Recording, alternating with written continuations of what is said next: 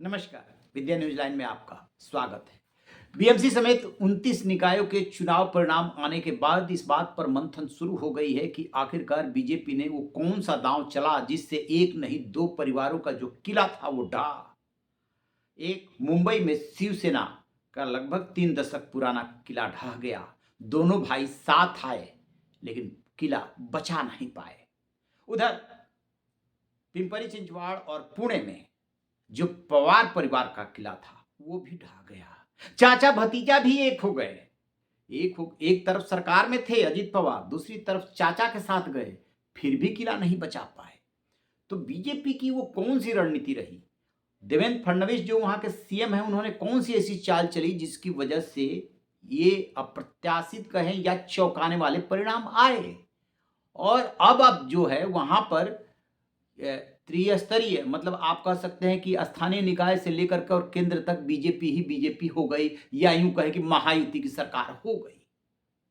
पहली बात कि ये जो ठाकरे परिवार है वो पारंपरिक राजनीति कर रहा है, और जो राज ठाकरे आए उद्धव ठाकरे के साथ, वो उसका प्लस माइनस दोनों है। उन्होंने ये सोचा कि दोनों भाई यदि साथ हो जाते हैं, एक नाथ शिंदे अलग हो चुके हैं, तो जो परंपरागत वोट बैंक है वो इंटैक्ट हो जाएगा।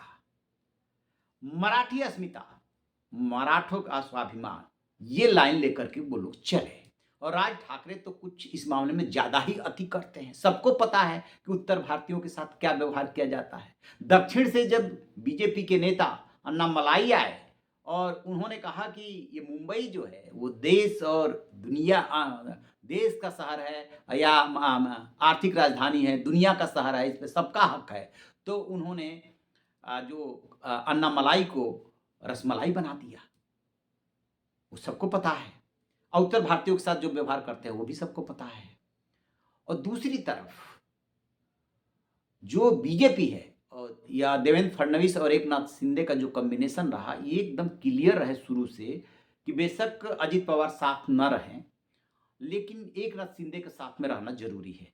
क्योंकि मराठा जो वर्ड है वो उसको मराठा अस्मिता जो है उसको कायम रखने के लिए विश्वास दिलाना जरूरी है कि नहीं, हम इस बात का भी ध्यान रखते हैं। लेकिन बहुत ज्यादा उस बात पे जोर नहीं था। उससे ज्यादा जोर हिंदुत्व और राष्ट्रवाद पे इनका रहा। बेशक इसको बहुत ज्यादा उछाले नहीं, वो अलग बात है। तो पहली बात तो ये कि जो मराठा अस्मिता है उसको बैलेंस किया है इन्होंने एकनाथ शिंदे ने, कि हमें इस बात का ध्यान है। और दूसरी बात ये कि हिंदुत्व और राष्ट्रवाद का उसमें इन्होंने तड़का दिया, क्योंकि इन्हें ऐसा लगता है बीजेपी को कि हिंदुत्व बहुत व्यापक वर्ड है और विचारधारा है, उसमें सभी समाहित है, लिहाजा जोड़ने में आसानी होगी। तीसरी बात, 2.5-3 दशक के बाद सत्ता गई है ठाकरे परिवार की, और इस बीच में एक नई पीढ़ी आ गई है। तो नई पीढ़ी को क्या चाहिए? रोजगार और विकास। देवेंद्र फडणवीस का जो स्वभाव है, जो काम करने का स्टाइल है, उसमें वो युवाओं को विश्वास दिलाने में कामयाब रहे हैं कि हमारा रास्ता विकास का रास्ता है।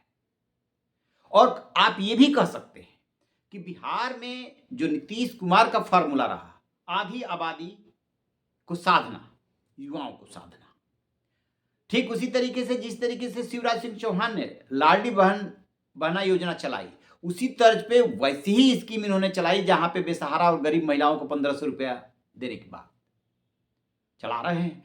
वेस्ट के जो बसें हैं उसमें महिलाओं के लिए फ्री, छात्रों के लिए स्कॉलरशिप, और मुंबई को अंतर्राष्ट्रीय शहर बनाने का जो उनका वादा है, विकास की जो दरिया बनाने का उन्होंने वादा है। इस दौरान वो जहां भी गए मीडिया के मंचों पे एकदम खुलेआम कहा कि ये मुंबई आपको नहीं दिखेगी, मुंबई की अलग शक्ल और सूरत बनेगी, आप इंतजार कीजिए, उस पर काम शुरू हो चुका है। तो एक तो ये बात रही। और ठाकरे बंधु जो है वो परंपरागत राजनीति में उलझे रहे, और हमें क्या लगता है कि राज ठाकरे के साथ आने से थोड़ा बहुत उद्धव ठाकरे को लाभ हुआ होगा, तो उससे ज्यादा कहीं नुकसान हुआ है। बदलते दौर के साथ सबको बदलना होगा, चाहे ठाकरे परिवार हो, आज चाहे बीजेपी हो, चाहे कोई और हो। अब चढ़ते हैं उधर पुणे और पिंपरी चिंचवाड़, जहां की पवार परिवार का जो है वर्चस्व रहा है, 10 साल तक वो भी सत्ता में रहे, और चाचा भतीजा इसके लिए एक भी हो गए। तो वहां पर भी अब एक बात साफ साफ लग रहा है कि ये जो वंशवादी और परिवार की राजनीति है ना, ये जो है अब बहुत दिनों तक सक्सेस नहीं होने वाली है।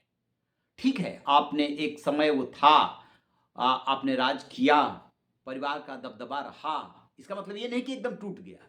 अब वो बात नहीं है। चाचा भतीजा का खेल भी लोग समझने लगे हैं कि एक तरफ तो आप अलग अलग पार्टी हो, दूसरी तरफ आप मिल जाते हो, और आपका अल्टीमेट एम क्या है? यही है ना कि परिवार परिवार का दबदबा रहना चाहिए, परिवार की राजनीति, वंशवाद की राजनीति चलती रहे, तो वो भी तरक्की है। विश्वसनीयता बहुत मायने रखती है, साख बहुत मायने रखती है। अब आप अंदाजा लगाइए कि इस चुनाव के दौरान ही और चुनाव से पहले जिस तरीके से वहां पे महाविकास अघाड़ी पहले बना था, कांग्रेस अलग जा रही है, वो अपना अलग गठबंधन बना रही है, शिवसेना अलग जा रही है, और एनसीपी जो शरद पवार गुट है वो अलग जा रहा है, हालांकि मुंबई में ये साथ ही थे। तो बात तो नहीं बनेगी ऐसे। इनके साथ भी ऐसा हुआ है, जो महायुति है उसमें भी तो अजित पवार कट के उधर गए ही गए, इन्होंने शिंदे ने भी अपनी चलाई, लेकिन यहां पर एक मैसेज साफ है कि हम साथ हैं, साथ सरकार चला रहे हैं, साथ सरकार चलाएंगे। स्थानीय स्तर पे जहां कहीं जरूरत पड़ी वहां पर हम अलग भी लड़ सकते हैं, लेकिन बीएमसी के लिए साथ लड़ना है, ये इनका फंडा एकदम क्लियर था। अब हार के जो है 1000 कारण होते हैं, और जीत के जो है ऐसे ही 1000 से 10,000 कारण होते हैं, क्योंकि आप जीते हैं तो जो भी आप दांव चले वो सब सही साबित हुआ, और जो आप हारे हैं तो चाहे जितनी होशियारी बरती हो आप चल नहीं पाए, तो जो जीता वही सिकंदर होता है, बीजेपी जीती। तो इसका एनालिसिस तो होगा। और एक बात और दिख रही है, महाराष्ट्र की राजनीति हो चाहे और सूबे की राजनीति हो, कि ऐसा लगा था कि 2024 में जब ये एनडीए और खास तौर से बीजेपी को लोकसभा चुनाव में धक्का लगा, 240 तक सिमट गई, तो लगा कि अब भी इनका गठबंधन सरकार चलाना मुश्किल है। लेकिन एक चीज कोई सीख सकता है बीजेपी से और मोदी साहब की जोड़ी से, कि हार हो या जीत हो, ये हर चुनाव के बाद दूसरे चुनाव की तैयारी में जुट जाते हैं और पूरे मनोयोग से उस चुनाव की तैयारी करते हैं। दूसरी बात, अनुशासन है काफी हद तक। अभी जब जीत मिली तो देवेंद्र फडणवीस ने किसको फोन किया? प्रदेश अध्यक्ष रविंद्र चौहान को फोन किया, बधाई दी, और वो पार्टी कार्यालय भी जाएंगे। तो संगठन और सरकार का एक सुर में बोलना और एक साथ रहना बहुत जरूरी है। तो ये बीजेपी की खासियत है, तो संगठन तो काम आता है। अब अंदाजा लगाइए कि नागपुर, जहां से कि नितिन गडकरी और देवेंद्र फडणवीस दोनों आते हैं, इसके अलावा पुणे और मुंबई, बाकी की बात अभी नहीं करते हैं, तीनों जब बीजेपी के हाथ में आ गए, तीनों पर बीजेपी काबिज हो गई, तो महाराष्ट्र के आप कह सकते हैं कि दिल में तो वो बैठ गई। जो बीजेपी का सपना था कि कभी वो अपने दम पे सरकार बनाए और जो चाहे करे, छोटे भाई वाली भूमिका से निकल करके बड़े भाई की भूमिका में पहुंचे, जैसे एकनाथ शिंदे के साथ हुआ था। जब उनकी जरूरत थी जो तोड़ करके वो विधायक लाए तो उनको मुख्यमंत्री बना दिया, लेकिन जब विधानसभा के चुनाव में से ज्यादा सीटें मिली तो देवेंद्र फडणवीस को बना दिया। अब यहां पर भी वो बड़े भाई की भूमिका में आ गई। पहले वो महाराष्ट्र की राजनीति में छोटे भाई की भूमिका में हुआ करती थी। याद कीजिए, जब जब शिवसेना बीजेपी की सरकार बनी तो वो छोटे भाई की भूमिका में थी।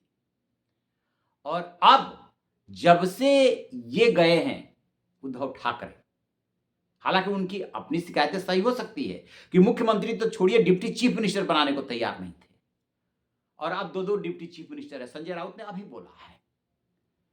लेकिन एक बात जो समझ में आ रही है वो ये कि उद्धव ठाकरे ने जो तुष्टीकरण वाली नीति के करीब गए हैं उसका उन्हें नुकसान हुआ है, क्योंकि हर पार्टी और नेता की अपनी एक अलग पहचान होती है, एक अलग विचारधारा होती है। जिस विचारधारा के लिए बाला साहब ठाकरे जाने जाते थे, यदि उससे समझौता हुआ तो वो कहीं ना कहीं नुकसानदायक साबित हुआ। अब ये उद्धव ठाकरे को मंथन करना है कि आखिरकार हार के कौन कौन से कारण है। ये भी कहा जा रहा है कि जितने विधानसभा में बुरी तरीके से हार हुई थी, उससे बेहतर है यदि ये 70 के से 80 के बीच में ले आते हैं दोनों भाई मिल करके। अब वो तो बाद में देखा जाएगा कि राज ठाकरे के आने से कितना फायदा हुआ, कितना नुकसान हुआ, लेकिन अभी एक कारण समझ में आ रहा, उनके जो मारपीट वाली राजनीति है वो अब इस दौर में नहीं चल पाएगी। तो ये 3-4 वजह रही जिसकी वजह से बीजेपी और महायुति बाजी मार ले गई। आप क्या सोचते हैं कमेंट बॉक्स में जरूर बताइएगा। Thank you.